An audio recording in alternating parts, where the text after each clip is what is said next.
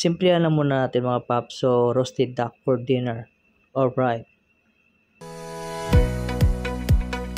Yan, imigos-migos na natin yung flavor saka bago natin ipasok sa food. At ang huling ingredients, ito, alam nyo na kung ano nito. Rosemary.